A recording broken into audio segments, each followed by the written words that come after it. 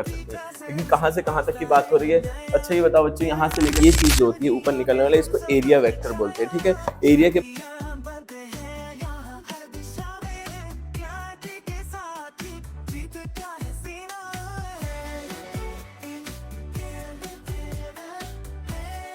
So KYT welcome again to the channel KYT classes. एक बार फिर से मैं आप लोगों के सामने आ गया हूँ नया लेक्चर लेकर के। इलेक्ट्रिक फील्ड एंड चार्ज हमारा चैप्टर चल रहा था, उसका आज का 6वां लेक्चर है।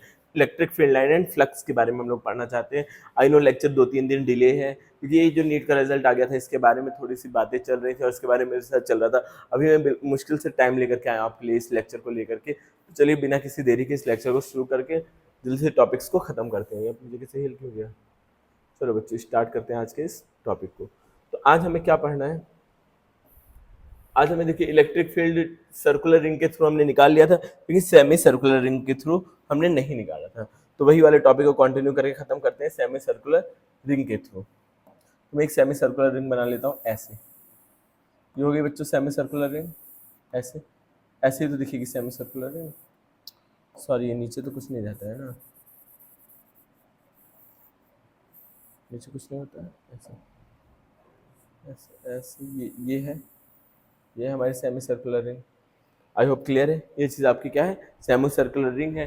अब मान लो इसके छोटे से पार्ट्स हैं, इस छोटे से डी क्यू, छोटा सा चार्ज यूनिफॉर्मली चार्ज है, पूरे रिंग पे चार्ज होगा, ऐसा ऐसा पूरे रिंग पे चार्ज होगा बच्चों, पूरी रिंग पे चार्ज होगा।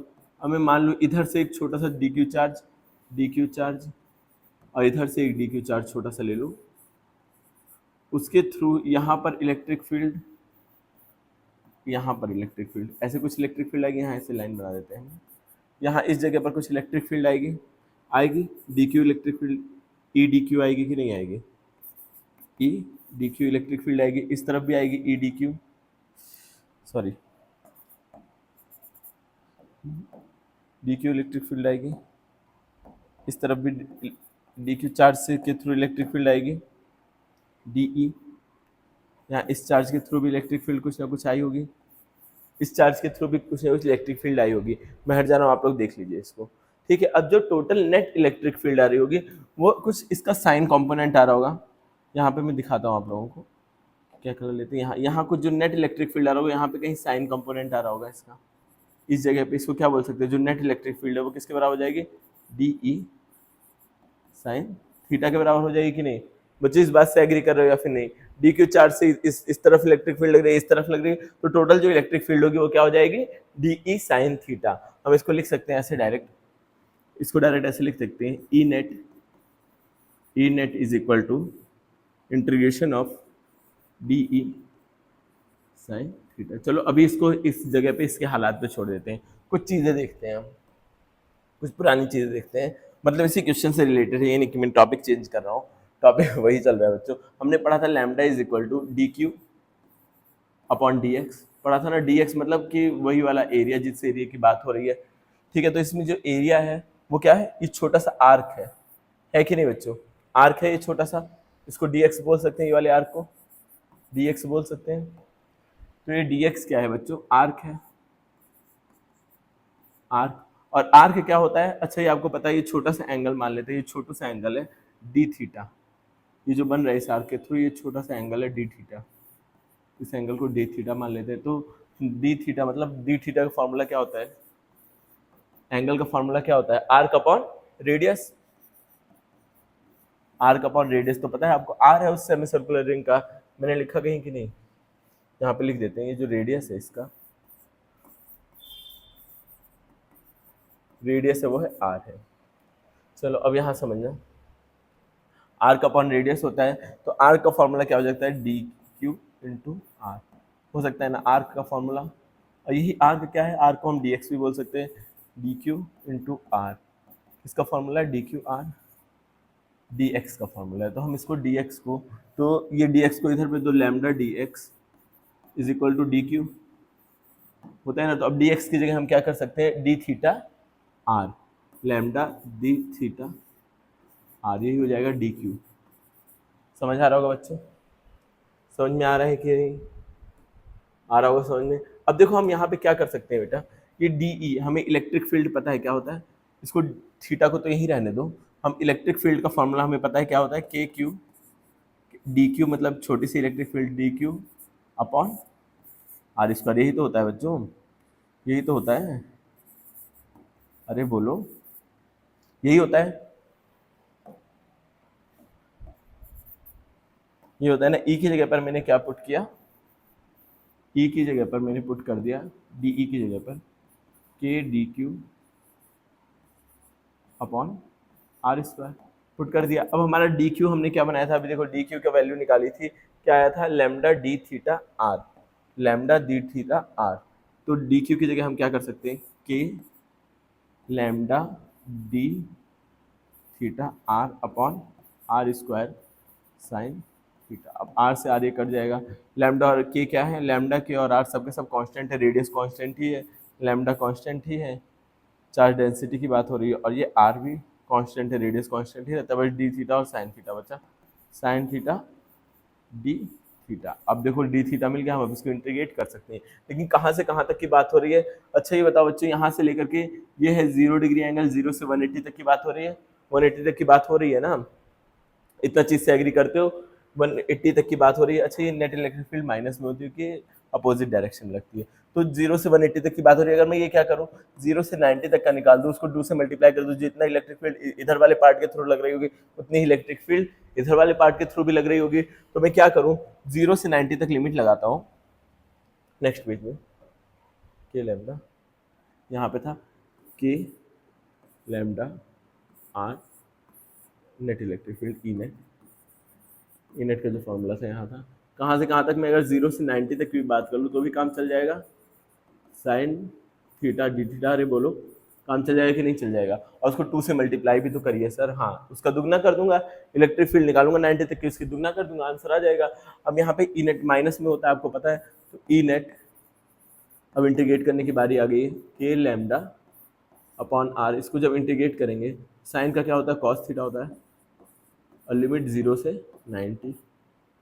चलो अब आगे करो, 2 के लैम्डा अपॉन आर, अब कॉस थीटा का क्या होगा, क्या क्या इंटीग्रेशन पहले रखेंगे, अपर लिमिट π/2 है बच्चों, ठीक है π/2, तो कॉस π/2 मतलब कि 90, कॉस 90 माइनस कॉस 0, 0 है बच्चे, थीटा नहीं है 0 है, ठीक है, एक बार अपर लिमिट फिर लोअर लिमिट, तो 2 ये माइनस में से -2 के लैम्डा आर, 90 की वैल्यू 0 होती है, 0 की वैल्यू 1 होती है, तो ये -1 हो जाएगा, माइनस माइनस सब कुछ प्लस हो जाएगा, तो हमें ई नेट का जो फॉर्मूला मिलेगा, ई नेट का जो फॉर्मूला मिलेगा ये बन जाएगा 2 के लैम्डा अपॉन आर, ये मिलेगा हमें फॉर्मूला, ई नेट 2 के लैम्डा अपॉन आर। अच्छा बच्चों इस पे अगर आप सेटिस्फाई नहीं हो, लैम्डा की वैल्यू को हम लोग क्या करें, रिप्लेस करें, लैम्डा की वैल्यू रिप्लेस करने से पहले एक बार हम लोग यहाँ पे समझते हैं क्या किया मैंने, एक बार और समझ लेते हैं क्या किया, क्या किया बच्चों, यहाँ पर मैंने क्या किया, एक सेमी सर्कुलर रिंग ले ली, उसके थ्रू एक छोटा सा डी क्यू चार्ज लिया,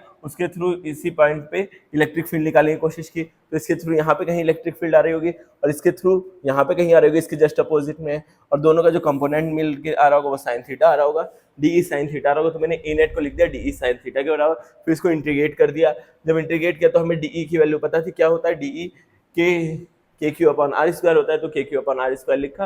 अब हमें क्या पता है, डी क्यू की हमने वैल्यू यहाँ पर निकाली, इस वाले पेज में, थर्ड वाले पेज में, यहाँ हमने थोड़ा सा कुछ कैलकुलेशन किया, उस कैलकुलेशन के थ्रू, वो भी इंपॉर्टेंट कैलकुलेशन है बच्चों, ठीक है, ये इंपॉर्टेंट कैलकुलेशन है, आपके समझाने के लिए है कि ये जो आर्क का फॉर्मूला होता है ये होता है, ठीक है। अब ये हमने कुछ कैलकुलेशन की जिसकी वजह से हमें जो डी क्यू की वैल्यू मिली वो किसकी मिली, lambda d theta upon r, क्योंकि थीटा हमें चाहिए था, तो कोई भी काम बेवजह नहीं होता है, हमें डी थीटा चाहिए था तभी तो हम साइन थीटा को इंटीग्रेट कर पाते, डी थीटा नहीं होता तो कैसे करते, समझ में आया होगा, ये चीज़ क्लियर हुई होगी।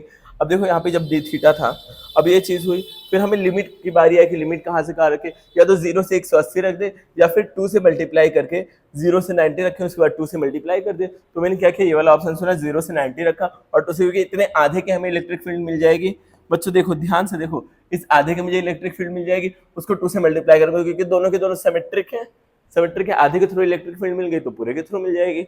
Is it clear to you, clear हो गया होगा, अरे बोल दो बच्चों क्लियर हो गया कि नहीं हो गया, ठीक है बोलो। फिर उसके बाद मैंने क्या किया, इलेक्ट्रिक फील्ड तो नेगेटिव में होती है, नेगेटिव में होती है कि अपोजिट डायरेक्शन में होते हैं फोर्स के। अब ये मैंने जब सॉल्व किया इसको, लिमिट में पुट की, तो हमारा क्या है, के के लैम्डा अपॉन आर, के लैम्डा अपॉन 2 के लैम्डा अपॉन आर आ गया हमारे ये नेट इलेक्ट्रिक फील्ड। ठीक है, अब नेट इलेक्ट्रिक फील्ड ये आ गई। अब हमने लैम्डा किसको माना था, लैम्डा क्या था हमारा, ई नेट इज इक्वल टू 2 के डी क्यू, और लैम्डा क्या था हमारा, एल था, डी एक्स था। डी एक्स मतलब क्या, या फिर हम पूरा पूरा लिख देते हैं, अब पूरे पूरे की बात करो ना, अब क्या छोटे छोटे पार्ट की थोड़ी बात कर रहे हैं, इंटीग्रेशन वगैरह हो गया है। तो लैम्डा हमारा क्या 2 के, लैम्डा को हम क्या लिखते हैं, क्यू अपॉन एल लिखते हैं, अपॉन एल हो जाएगा। एल मतलब क्या, एल मतलब लेंथ ऑफ दिस वायर। ये अगर इसको सीधा मैं खोल दूंगा तो एक वायर की तरह हो जाएगा, वायर की तरह हो जाएगा ना, तो हमें पता है सरकमफ्रेंस इसका निकालना है। सरकमफ्रेंस ऑफ सर्किल क्या होता है, 2 पाई आर, तो इसका सरकमफ्रेंस क्या हो जाएगा, पाई आर। तो हम एल की जगह पर क्या पुट कर सकते हैं, यहाँ लिखो l, l is equal to pi r, क्योंकि ये सेमी सर्कल है ना, तो हम एल की जगह पे पुट कर सकते हैं l is equal to pi r. तो हम एल की जगह पर क्या पुट करेंगे बच्चों, 2 k q upon r into pi r. ठीक है, तो ये क्या बन जाएगा हमारे पास, e net is equal to 2 k Q pi are square. ये हमारा एक और फॉर्मूला मिल गया, यही मेन फार्मूला है जो मैंने अभी तुरंत लिखा है, ये आपका मेन फार्मूला है, इसको समझ लीजिएगा। क्यों आ जाता है बीच में,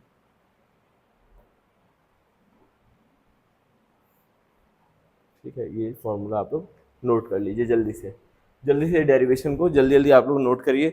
वीडियो को पॉज करके, मैं सामने से हट गया हूँ, नोट करना शुरू कर दीजिए जल्दी से बच्चों। फिर आगे बढ़ते हैं, वीडियो अगर आपने पॉज करके नोट किया होगा तो हम आगे की तरफ बढ़ते हैं। Motion, motion of charge in a uniform charge field. पहले आप लोग इसको एक बार थोड़ा सा पढ़िए, मैं तब तक पानी पी लेता हूँ। आप लोग इस चीज़ को जल्दी जल्दी से पढ़िए, देखिए क्या चीज़ है उसमें और क्या मैंने किया। एक बार आप वीडियो रोक करके उस चीज़ को लिख के अगर समझने की कोशिश करेंगे, अपनी कॉपी में लिखेंगे और समझने की, और लिखना ऐसा नहीं है कि आप डायरेक्ट बस खाली नोट करते रहो, छापते रहो बोर्ड से। खुद से वीडियो पॉज करो, खुद से उसको डेराइव करने की कोशिश करो। अगर पहली बार में खुद से नहीं हो रहा है तो दूसरी एक बार देख के करो, फिर करो खुद से। At the end, at the very and आप लोगों को क्या आना चाहिए, आंसर आना ही चाहिए। एट द वेरी एंड आपका आंसर आना ही चाहिए। चलिए फिर आगे बढ़ा जाए।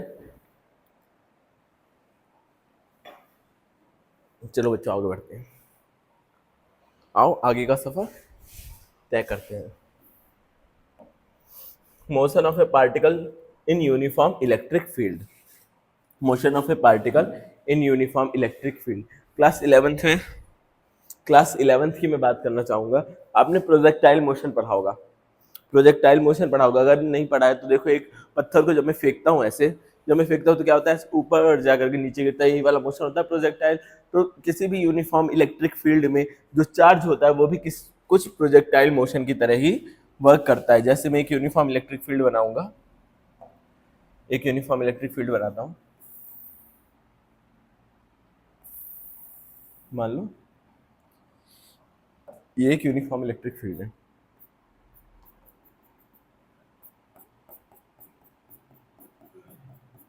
मान लो ये एक यूनिफॉर्म इलेक्ट्रिक फील्ड है बच्चों।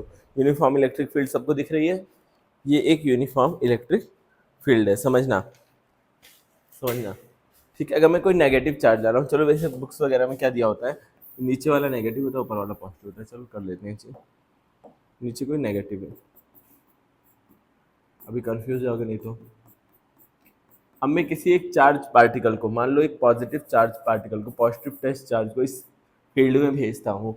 इस फील्ड में किसी यू वेलोसिटी से, जो इनिशियल वेलोसिटी है एक्स डायरेक्शन में, यू वेलोसिटी से आगे की तरफ बढ़ता है। जब आगे बढ़ेगा पॉजिटिव चार्ज है तो धीरे धीरे क्या होगा, नेगेटिव की तरफ अट्रैक्ट हो जाएगा और यहाँ पर आकर के गिर जाएगा। ठीक है, ऐसे फेंकूंगा आगे की तरफ, कुछ वेलोसिटी से आगे बढ़ रहा होगा तो क्या हो जाएगा बेटा, यहाँ नीचे की तरफ गिर जाएगा। तो अब हम अगर देखना चाहें तो जो इनिशियल वेलोसिटी वाई डायरेक्शन में थी वो तो जीरो थी, हमने कोई इनिशियल वेलोसिटी नहीं बस जाके छोड़ दिया, वो तो अट्रैक्शन के बाद में आया ना। और इनिशियल वेलोसिटी जो एक्स डायरेक्शन में थी वो क्या थी बच्चों, यू एक्स थी। समझ आ रहा है। अब फोर्स जो एक्स डायरेक्शन में, वाई डायरेक्शन में लग रहा था, वो फोर्स का फॉर्मूला क्या होता है, क्यू ई होता है।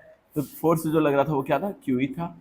और जो वो एक्स डायरेक्शन में फोर्स लग रहा था वो जीरो था, कोई फोर्स नहीं लग रहा है। एक्स डायरेक्शन में क्या कोई फोर्स लग रहा है, नहीं लग रहा है, अरे ये बेटा ग्रेविटेशनल फोर्स भी नीचे लग रहा है, बट अभी हम उसको निग्लेक्ट कर देंगे, ठीक है, अभी उसको कुछ नहीं मानेंगे, बस हम फोर्स मानेंगे वाई डायरेक्शन में क्यू ई लग रहा है। अब इतना चीज समझ में आया। और क्या एक्सेलरेशन, एक्सेलरेशन वाई डायरेक्शन में क्या हो रहा होगा, एक्सेलरेशन आपको पता है ना, फोर्स अपॉन मास, तो फोर्स क्यू ई लग रहा है, तो और मास कितना हो जाएगा, एम हो जाएगा। बच्चों इतना चीज समझ में आया, इतना चीज समझ में आया। और फोर्स एक्स डायरेक्शन में क्या लग रहा होगा, जब कुछ मतलब एक्सेलरेशन क्या लग रहा है, जब कोई फोर्स ही नहीं ले रहा है तो एक्सेलरेशन कैसे लेगा।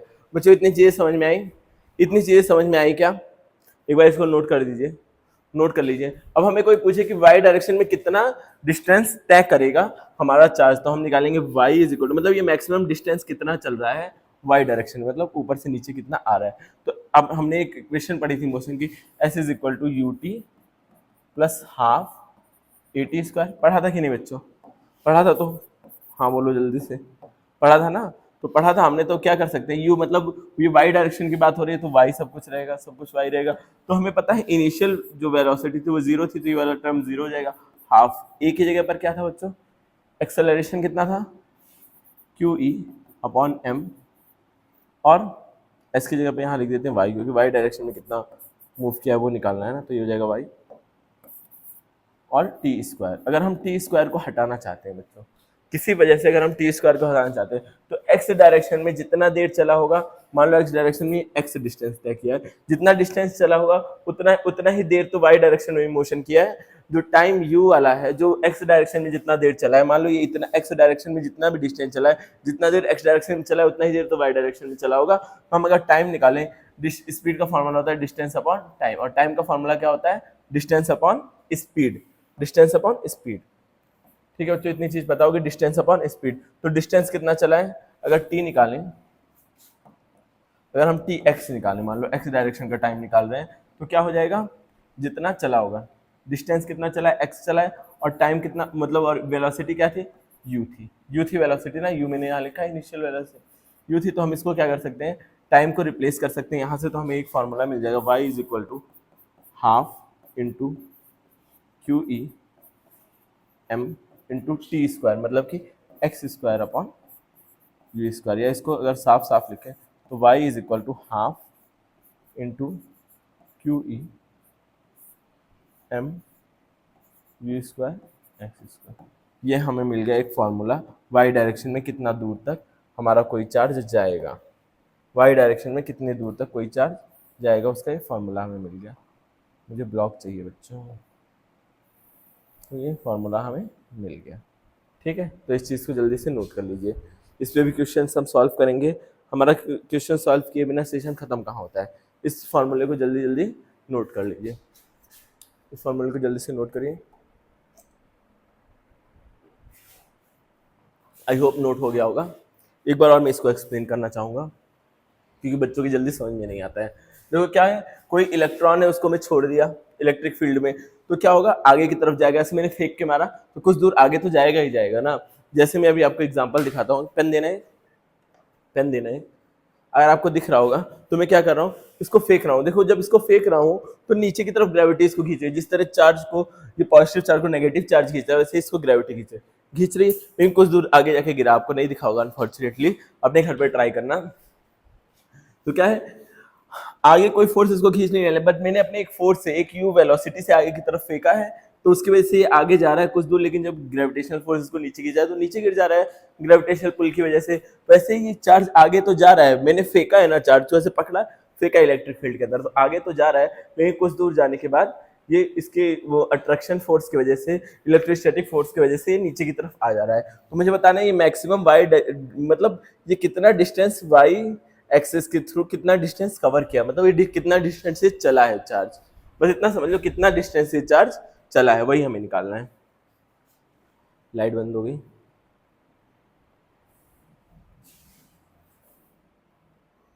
ये वाला तार है इसका,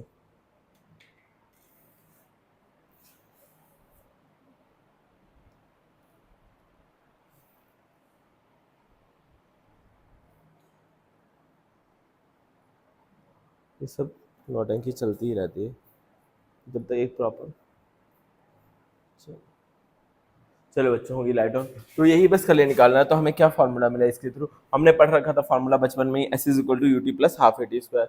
पढ़ा था ना formula, s is equal to u t plus half a t square, u zero था, a t plus half a t square से मैंने सॉल्व किया तो ये आंसर आ गया है। चलो बच्चों अब आगे कुछ क्वेश्चंस कर लेते हैं। क्या दे रखा है, an electron of mass m and charge q is accelerated from the rest, rest मतलब कि u आपका जीरो हो जाएगा, u जीरो हो जाएगा in a uniform electric field E, the velocity acquired by it as it travel at the distance zero, u zero हो जाएगा, v आपको फाइंड करना है, ठीक है। अब आपको a पता है, कैसे क्या निकालना है, वेलोसिटी v निकालना है, v is equal to u plus a t होता है कि नहीं बच्चों, होता है ना, तो u आपका जीरो है, v आपको निकालने का फॉर्मूला पता है, v कैसे निकलता है, अरे नहीं v ही तो निकालना है, मतलब a आपको पता है, एक्सेलरेशन क्या होता है, एक्सेलरेशन इसी के थ्रू निकाल लो ना, एक्सेलरेशन क्या होता है, क्यू ई अपॉन एम होता है, acceleration q e upon m होता है, तो ए क्या हो जाएगा, q e upon m, mass m दिया हुआ है सारी चीजें, आपको क्या निकालना है, v निकालना है, तो v इज इक्वल टू ये तो जीरो हो जाएगा, ए आपको अभी तुरंत निकाला है q e upon m into t, तो v की फॉर्मूला क्या हो जाएगी, q e t upon m. I hope समझ में आया होगा ये question, q e t upon m, समझ आ गया होगा। देखो बच्चों गड़बड़ कहाँ हो गया यहाँ पर, इसमें टाइम नहीं दे रखा था, टाइम दिया ही नहीं है तो हम टाइम को यूज नहीं कर सकते हैं ना, तो हमें दूसरी इक्वेशन यूज करनी पड़ेगी। कौन सी दूसरी equation sir, v square is equal to u square plus two s वाले लगा लो, एस डिस्टेंस दे रखा है, डिस्टेंस क्या दे रखा है, एल दे रखा है, ठीक है, एस दे रखा है आपका एल, तो हम वी स्क्वायर वाला फॉर्मूला लगा लेंगे, क्या होता है, v square is equal to u square plus two a s, तो वी स्क्वायर मतलब वी स्क्वायर निकालना है, यू जीरो है, टू ए हमने निकाला है क्यू ई अपॉन एम, और एस क्या है, एल दे रखा है, तो v square is equal to two q e l upon m, या फिर इसको बोल सकते हैं v is equal to under root two q e l upon M, यही हो जाएगा हमारा आंसर। समझ आया, क्योंकि हमें जब टी दे ही नहीं रखा था, डिस्टेंस एल दे रखा था, अगर टाइम टी दिया होता तो हम टी वाला फॉर्मूला यूज करते, लेकिन टाइम नहीं दे रखा है हमें, डिस्टेंस दे रखा है, तो ये फॉर्मूला यूज करेंगे। 9th और 11th क्लास में ऐसे बहुत सारे क्वेश्चन आपने किए होंगे, मतलब इलेक्ट्रोस्टैटिक फोर्स के लिए नहीं, और चीज़ों के लिए। अब देखो यहाँ नंबर्स का खेल आ गया, अब नंबर्स का खेल आ गया तो आपको समझना है, an alpha particle of mass इतना एम दे रखा है, पहले चीजें लिख देते हैं, मैंने क्या बताया था, गिवन पहले लिख लेते हैं, गिवन गिवन क्या है, गिवन में है मास m दे रखा है कितना 6.4 into ten ratio power minus 27, and charge इतना, मतलब q दे रखा है 3.2 into ten ratio power minus 19, वो माइनस 19 मतलब power minus 19 is situated in uniform electric field, E की वैल्यू दे रखी है, E कितना है बच्चों 1.6 इंटू टेन रेशो पावर 5, और क्या है, the velocity of A particle at the end of path, मतलब ये एस दे रखा है, या एल बोल सकते हैं इसको, एस दे रखा है कितना 2 into ten power minus 2 metre, आपको वी फाइंड करना है। अब इतना वी का आपने फॉर्मूला बना ही लिया है, ये फिर बी का फॉर्मूला बना लिया, इसी को रख दो, देखो क्या दे रखा है, ये सारी चीजें दे रखी है जो उसमें गिवन था, तो हमारा बी का फॉर्मूला क्या बनाया हमने, अंडर रूट टू के क्यू, के वे नहीं बनाया था ना, to q e L, k नहीं है, क्यू ई एल है,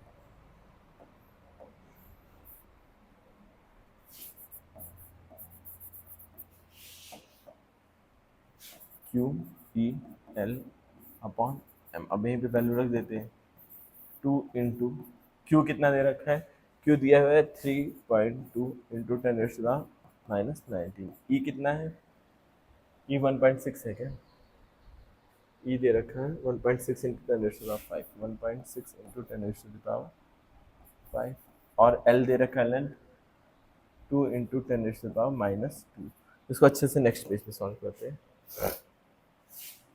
v is equal to under root two q e l upon m, तो v is equal to under root two into q की वैल्यू क्या थी, क्यू की value थी 3.2 into ten power 19, 3.2 into ten power minus 19 into 1.5 something था ना, 1.6 into ten power 5, 1.6 into 1.6 into ten power 5, और क्या था इंटू मल्टीप्लाई करके 10 2 into ten power 2, 2 into ten power minus 2, upon mass, mass कितना दे रखा है अल्फा पार्टिकल का, वैसे आपको पता होना चाहिए इसका मास 6.4 इंटू 10⁻27, 6.4 इंटू 10⁻⁻27। अब ये 32 बन जाए 32, 32 टू जा 64, 2 से 2 कट जाएगा, मामला सॉल्व हो जा रहा है। ठीक है, 6.1.6। अब देखो पावर्स को काटो, पावर्स का खेल खेलो।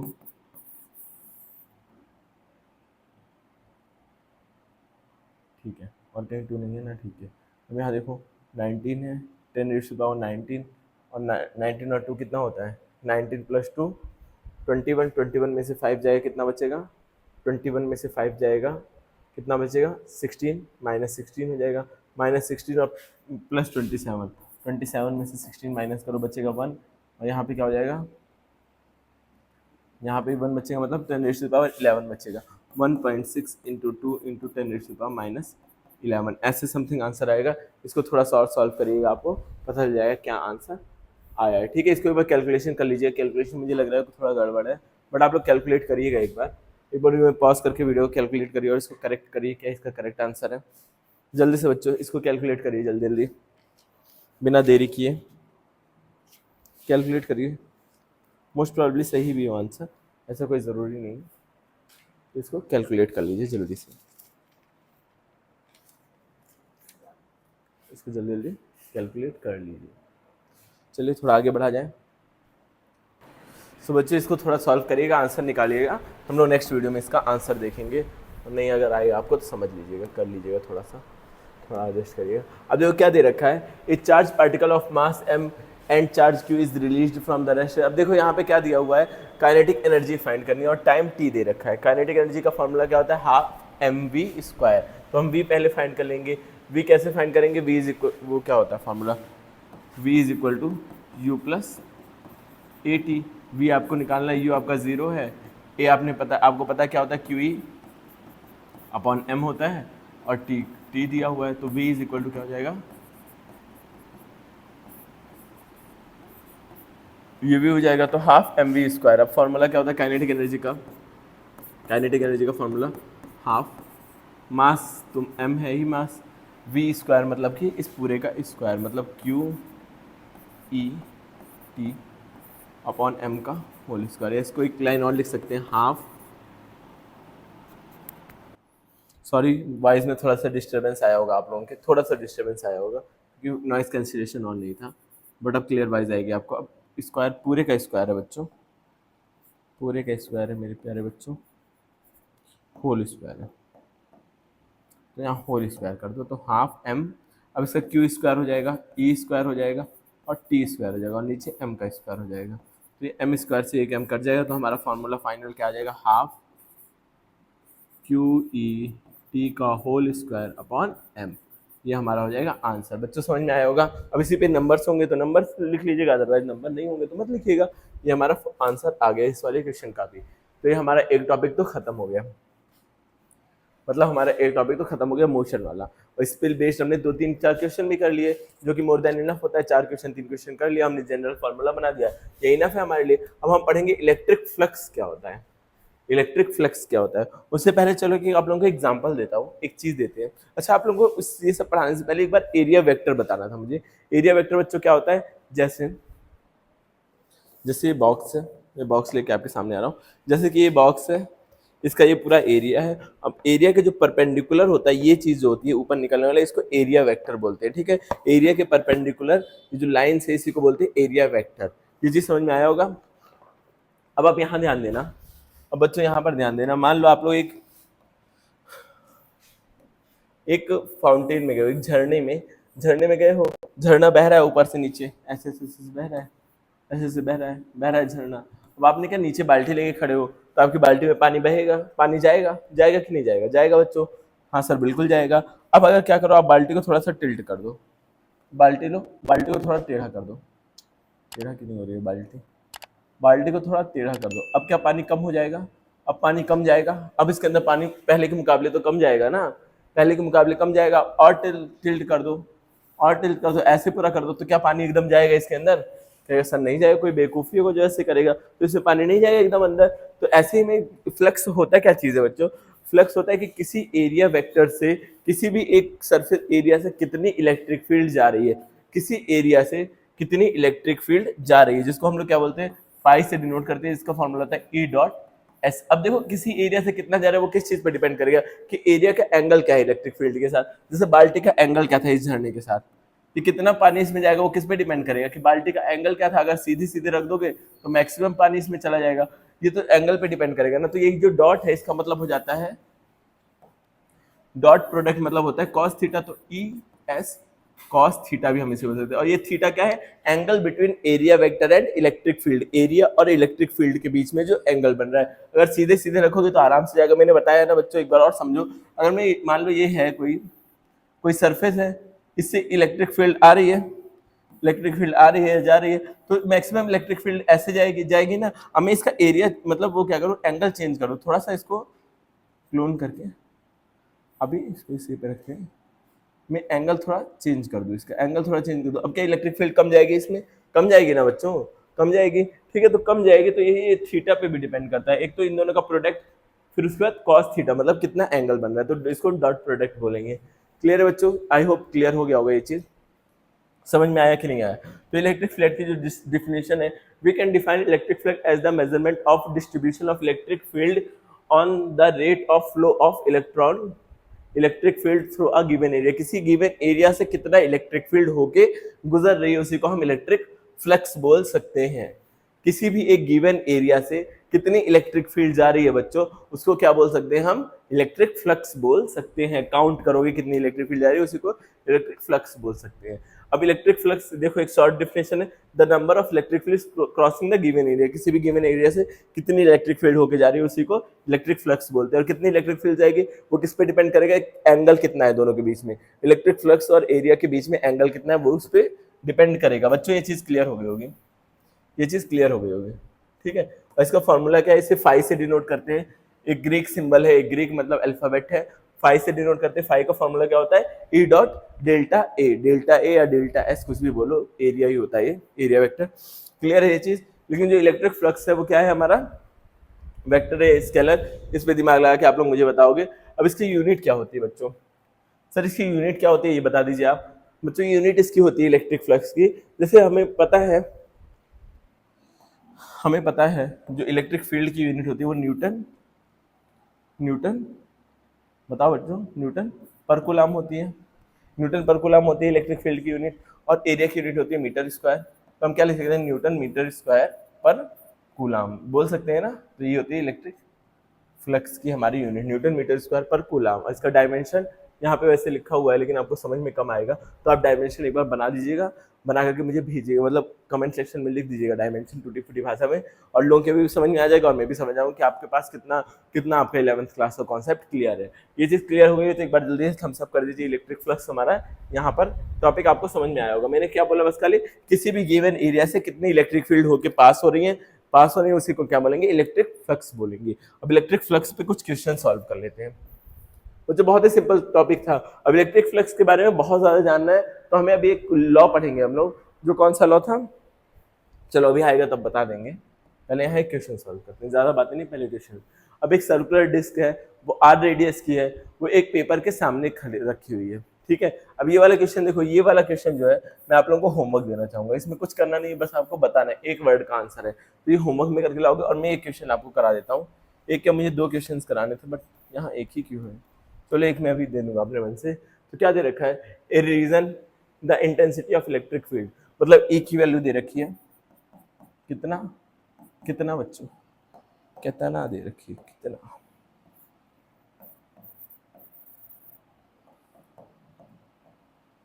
इलेक्ट्रिक फील्ड की जो वैल्यू दे रखी है वो दे रखी है 2i cap plus 3j cap plus k cap, यही तो दे रखा है। और जो एरिया दे रखा है, एरिया वेक्टर, वो दे रखा है 10i कैप।